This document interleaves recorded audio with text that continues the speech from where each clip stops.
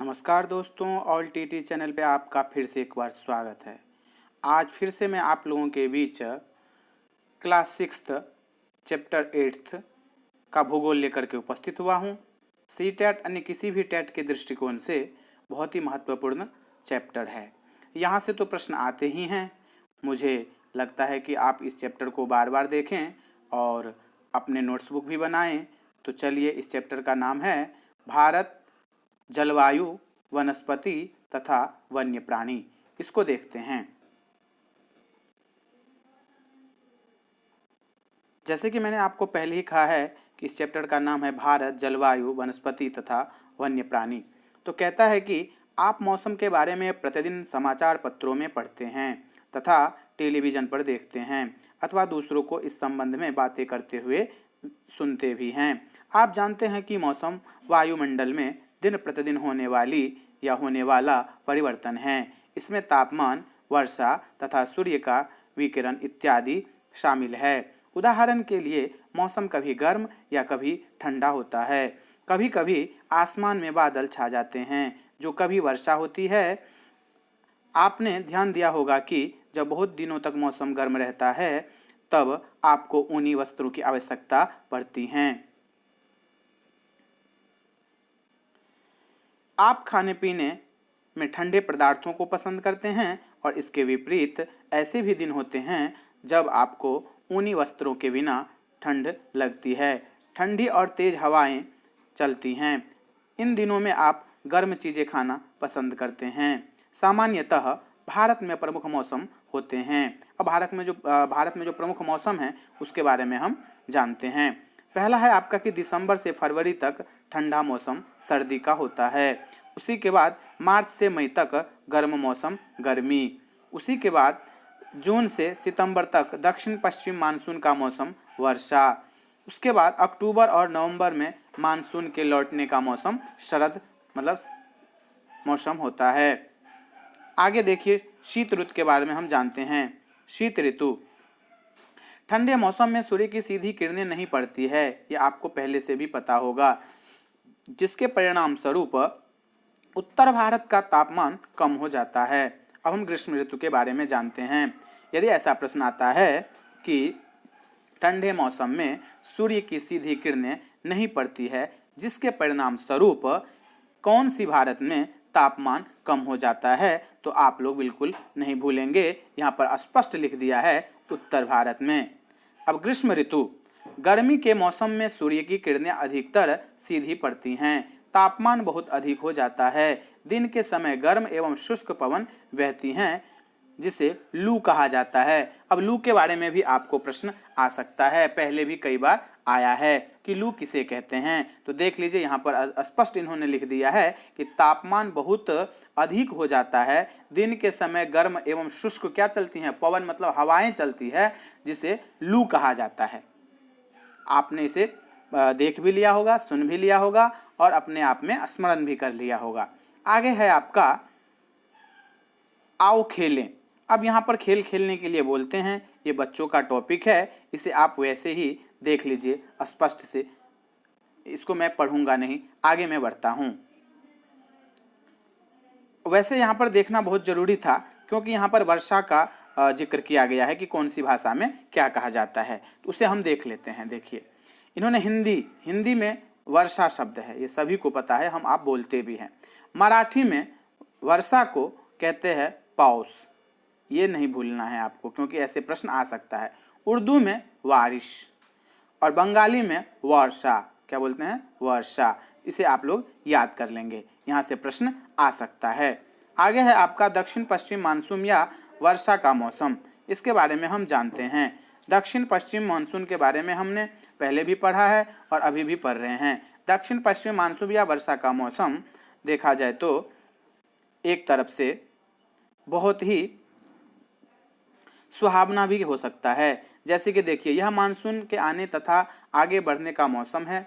जब यह मानसून आता है तब क्या होता है, मौसम आगे की तरफ बढ़ता है। इस समय पवन बंगाल की खाड़ी तथा अरब सागर के स्थल की ओर से बहती हैं वे अपने साथ नमी भी लाती हैं। जब ये पवन पहाड़ों से टकराती हैं तब वर्षा होती हैं। यहाँ से प्रश्न पहले भी आ रखा है, क्योंकि यहाँ पर ऐसा प्रश्न बनता है कि बंगाल की खाड़ी तथा अरब सागर से स्थल की ओर बहती है, या आपसे पूछा जाएगा कि किस ओर बहती है। तो आप यहाँ पर इस बात को ध्यान रखेंगे स्थल की ओर, क्योंकि पहले भी यहाँ से प्रश्न आ रखा है।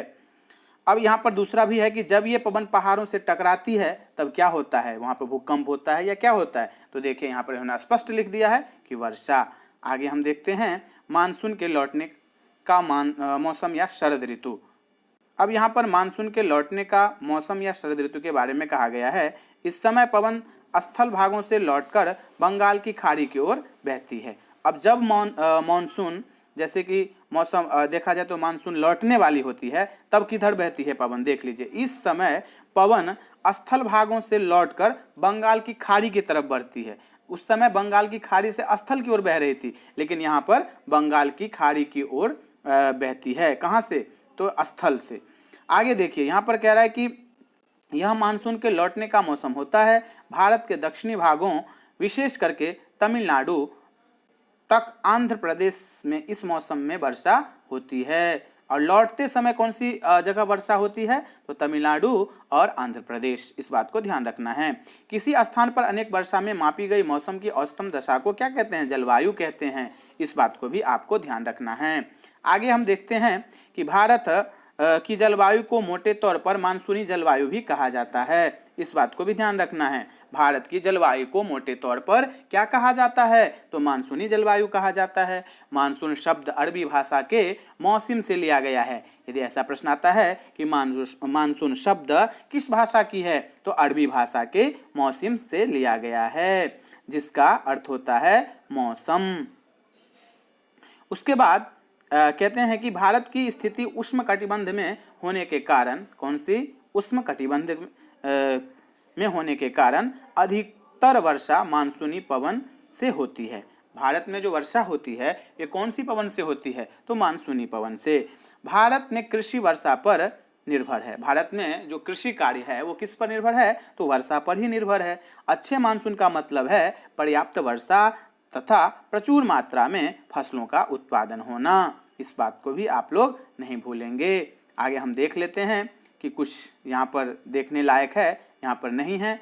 आगे हम कहता है कि अगर किसी वर्ष मानसूनी वर्षा कम हो या नहीं हो तो क्या होगा, इसका उत्तर चिन्हित करें। अब देखिए, यदि वर्षा नहीं होगा, सबसे पहले इन्होंने क्या कहा है कि वर्षा नहीं होगा तो क्या होगा, फसल प्रभावित होगी, नहीं होगी, बिल्कुल प्रभावित होगी। कुएं के पानी का स्तर ऊपर जाएगा, नीचे चला जाएगा, नीचे चला जाएगा।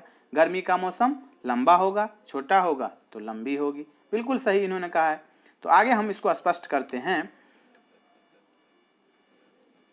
कह रहा है कि किसी स्थान की जलवायु, क्या कहा, किसी स्थान की जलवायु उसकी स्थिति, ऊंचाई और समुद्र से दूरी, क्या, समुद्र से दूरी तथा उच्चावच पर निर्भर करती हैं। इसीलिए हमें भारत की जलवायु में क्षेत्रीय विभिन्नता का अनुभव होता है।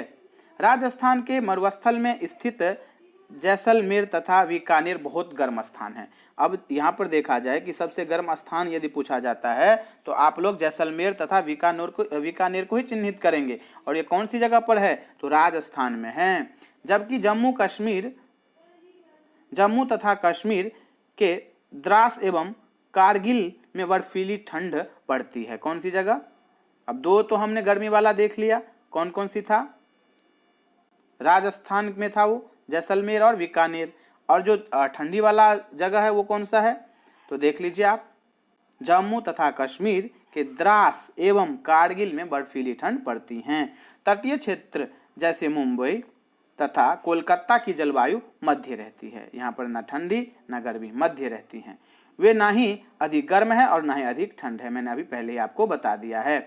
समुद्र तट, क्या है, समुद्र तट पर होने के कारण यह स्थान बहुत ही अधिक आर्द्र होता है।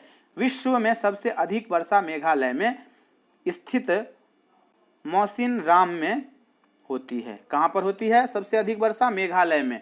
और कौन सी स्थान पर, तो मौसिनराम में। जबकि किसी वर्ष राजस्थान के जैसलमेर में वर्षा होती ही नहीं है। अब वर्षा नहीं होती है ऐसा स्थान पूछ देगा तो क्या बताएंगे आप, क्या टिक लगाएंगे, तो जैसलमेर। उसके बाद आओ कुछ करके सीखें। अब यहाँ पर इन्होंने देखिए कुछ अलग सा बता दिया है, इसे आप लोग देख लीजिए और अपने आप में इसे समझने की कोशिश कीजिएगा। इसका शॉर्ट स्क्रीन आप ले लीजिए। अब हम पढ़ते हैं, आगे है आपका प्राकृतिक वनस्पति। प्राकृतिक वनस्पति को देखते हैं। हम अपने चारों तरफ विभिन्न प्रकार का पादप जीवन देखते हैं। हरे घास वाले मैदान में खेलना कितना अच्छा लगता है। कुछ पौधे छोटे होते हैं जिन्हें झाड़ी कहा जाता है, जैसे कैटस तथा फूलों वाले पौधे इत्यादि। ये कैटस जो है वो छोटा पौधा होता है। इसके विपरीत अतिरिक्त बहुत से लंबे वृक्ष होते हैं, उनमें से कुछ में बहुत ही शाखाएं तथा पत्तियां होती हैं, जैसे नीम, आम। तो कुछ वृक्ष ऐसे होते हैं जिनमें पत्तियों की मात्रा बहुत कम होती है, जैसे नारियल, घास, झाड़ियां तथा पौधे जो बिना मनुष्य की सहायता से उपजते हैं। बिल्कुल सही है, उन्हें प्राकृतिक वनस्पति कहा जाता है। और प्राकृतिक वनस्पति में क्या सब आएगा तो देख लीजिए, जैसे नारियल, घास, झाड़ियां तथा पौधे जो बिना मनुष्य की सहायता के उपजते हैं। इसे क्या कहा गया है तो प्राकृतिक वनस्पति। इसे बिल्कुल भी आपको नहीं भूलना है, इसे नोट करके याद कर लेना है। क्या आप कभी यह नहीं सोचते कि ये एक दूसरे से किसी प्रकार भिन्न हैं? अलग अलग जलवायु में अलग अलग प्रकार की वनस्पतियां पाई जाती हैं। इनमें वर्षा की मात्रा सबसे महत्वपूर्ण होती हैं। जलवायु की विभिन्नता के कारण भारत में अलग अलग तरह की वनस्पतियां पाई जाती हैं। भारत की वनस्पतियों को 5 प्रकारों में विभाजित किया जा सकता है। कितने भागों में तो 5 भागों में। उष्णकटिबंधीय सदाबहार वन, उष्ण कटिबंधीय सदाबहार वन, उष्ण कटिबंधीय पतझड़ वन, कंटीली झाड़ियां, पर्वतीय वनस्पति तथा मैंग्रोव वन। ये 5 हैं। इसे भी आपको नोट करके याद कर लेना चाहिए, क्योंकि यहाँ से प्रश्न आता ही है। अब यहाँ पर देख लीजिए, एक जो यहाँ पर इन्होंने भूमि परत झाड़ी को दिखाया है उसको देख लीजिए। उष्ण कटिबंधीय वर्षा वन ऐसे होते हैं, देखिए इतने बड़े बड़े इसमें पेड़ होते हैं। इसको आप बिल्कुल भी नहीं भूलेंगे, यहाँ से प्रश्न आता ही है। अब हम उष्ण कटिबंधीय वर्षा वन को ही देखते हैं कि यहाँ पर क्या कहा गया है। उष्ण कटिबंधीय वर्षा वन। उष्ण कटिबंधीय वर्षा वन उन क्षेत्रों में पाए जाते हैं जहाँ वर्षा बहुत ही अधिक होती है और ये इतने घने होते हैं कि सूर्य का प्रकाश जमीन तक नहीं पहुंच पाता। वृक्षों की अनेक प्रजातियां इन वनों में पाई जाती है। ये वन वर्ष के अलग अलग समय में अपनी पत्तियां गिराते हैं। फलतः वे हमेशा हरे भरे दिखाई देते हैं और उन्हें सदाबहार वन कहा जाता है। अब सदाबहार वन किसे कहा जाता है इसका जिक्र मैंने यहाँ पर कर लिया है। आप इसे देख के याद कर लीजिए और नोट कर लीजिए। अंडमान निकोबार द्वीप समूहों, उत्तर पूर्वी राज्यों के कुछ भागों तथा पश्चिमी घाट की संकरी पट्टी में पाए जाने वाले प्रमुख वृक्ष महोगनी, एबोनी तथा रोजवुड है। इसे भी आपको ध्यान रखना है। यदि वहां पर पूछ देगा कि महोगनी, एबोनी तथा रोजवुड ये किस वन के वृक्ष हैं, तो आपने यहाँ पर स्पष्ट शब्दों में यहाँ पर पढ़ लिया है, उष्ण कटिबंधीय वर्षा वन के हैं। आगे हम देखते हैं उष्ण कटिबंधीय पतझड़ वन। उष्ण कटिबंधीय पतझड़ वन में क्या कहा गया है, देखिए हमारे देश के बहुत बड़े भाग में इस प्रकार के वन पाए जाते हैं और इन वनों को मानसूनी वन भी कहा जाता है। किसको मानसूनी वन कहा जाता है तो उष्ण कटिबंधीय पतझड़ वन को। इसे आप लोग बिल्कुल नहीं भूलेंगे। ये कम घने होते हैं और वर्ष के एक निश्चित समय में अपनी पत्तियां क्या करते हैं, गिरा देते हैं। इन वनों में पाए जाने वाले महत्वपूर्ण पेड़ साल, सागौन, पीपल, नीम एवं शीशम हैं। अब उष्ण कटिबंधीय पतझड़ वन के कौन कौन से पेड़ हैं तो देख लीजिए, साल, सागौन, पीपल, नीम और शीशम हैं। ये मध्य प्रदेश, उत्तर प्रदेश, बिहार, झारखंड, छत्तीसगढ़, ओडिशा तथा महाराष्ट्र के कुछ भागों में पाए जाते हैं। इसे भी आप नोट करके और याद कर लीजिए, यहाँ से प्रश्न आने ही हैं, इसे कोई भी नहीं रोक सकता है। अब यहाँ पर इसका जो ये वन है उसको भी आप देख लीजिए। उष्ण कटिबंधीय पतझड़ वन इस तरह के होते हैं। आगे हम देखते हैं कंटीली झाड़ियां। अब कंटीली झाड़ियां में कहा गया है कि इस प्रकार की वनस्पतियां देश के शुष्क भागों में पाई जाती हैं।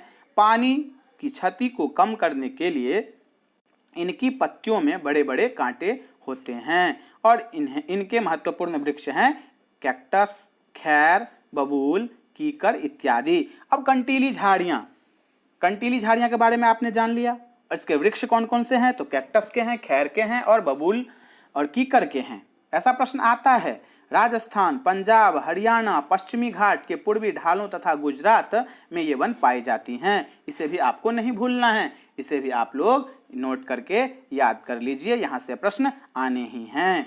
अब इस वन को भी मैं दिखा देता हूँ आपको कि कंटीली झाड़ियाँ वाली जो वन होती हैं ये देखिए इस प्रकार के होती हैं। अब हम पर्वतीय वनस्पति के बारे में भी जान लेते हैं। पर्वतीय वनस्पति, पर्वतों में ऊंचाई के अनुसार वनस्पतियों के विभिन्न प्रकार पाए जाते हैं। ऊंचाई बढ़ने के साथ तापमान में कमी आती जाती है। समुद्र तल से 1500 मीटर से 2500 मीटर की ऊंचाई के बीच पेड़ों का आकार शंक्वाकार क्या होता है? शंक्वाकार क्या है? शंक्वाकार होता है। ये पौधे शंकुधारी वृक्ष कहे जाते हैं। कौन से वृक्ष कहे जाते हैं? तो शंकुधारी। इन वनों के महत्वपूर्ण वृक्ष हैं आपका चीर, पैन तथा देवदार। अब ये चीन, पैन तथा देवदार वृक्ष कौन से वन के हैं? तो देख लीजिए यहाँ पर पर्वतीय वनस्पति वन के हैं। और इसको तो बिल्कुल भी नहीं भूलना है कि समुद्र तल से 1500 मीटर से 2500 मीटर तक की ऊंचाई के बीच पेड़ों का आकार शंक्वाकार होता है। इसे बिल्कुल नहीं भूलना है, इसी से आपको याद रहेगा। अब पर्वतीय वन भी यहाँ पर देख लीजिए, ये रहा आपके सामने में है पर्वतीय वन। आगे हम अब देखते हैं मैंग्रोव वन। ये लास्ट है आपका, 5वां है मैंग्रोव वन। अब देखिए मैंग्रोव वन, ये वन खारे पानी में भी रह सकते हैं। और ये मुख्यतः क्या होता है यहाँ पर कि ये मुख्यतः पश्चिम बंगाल के सुंदरवन तथा अंडमान एवं निकोबार के द्वीप समूहों में पाए जाते हैं। कहाँ पर मैंग्रोव वन पाए जाते हैं? मैंग्रोव वन का दृश्य देख लीजिए। और मुख्यतः पश्चिम बंगाल के सुंदरवन तथा अंडमान एवं निकोबार द्वीप समूहों में पाए जाते हैं। सुंदरी इन प्रकार के वनों की महत्वपूर्ण प्रजाति है। सुंदरी कौन सी वन की प्रजाति है? मैंग्रोव वन के। बिल्कुल याद रखना है, पहले भी अभी आ रखा है इसमें से प्रश्न। सुंदरी जो है वो मैंग्रोव वन की प्रजाति हैं, जिसे सुंदरवन। अब देखिए यहाँ पर इन्होंने कह दिया है कि इसी प्रजाति के नाम पर क्षेत्र का नाम भी क्या पड़ गया है? सुंदरवन पड़ा है। इसको भी आपको बिल्कुल नहीं भूलना है, इसे भी आपको याद रखना है। इसे यदि आप याद रखते हैं तो बिल्कुल ही कोई भी गलती नहीं करेंगे। और ये पहला भाग हो गया आपका, ये 8वें अध्याय का। अब दूसरा भाग में आप लोगों को फिर से दोबारा प्रोवाइड करवा रहा हूं, तो आप इसे बिल्कुल ध्यानपूर्वक देखेंगे और दूसरे भाग को भी देखेंगे। दूसरा भाग हमारा होगा हमें वनों की आवश्यकता क्यों है, इससे आगे हम जानेंगे। तो आज के लिए इतना ही। चैनल को सब्सक्राइब करें, लाइक करें, शेयर करें। धन्यवाद।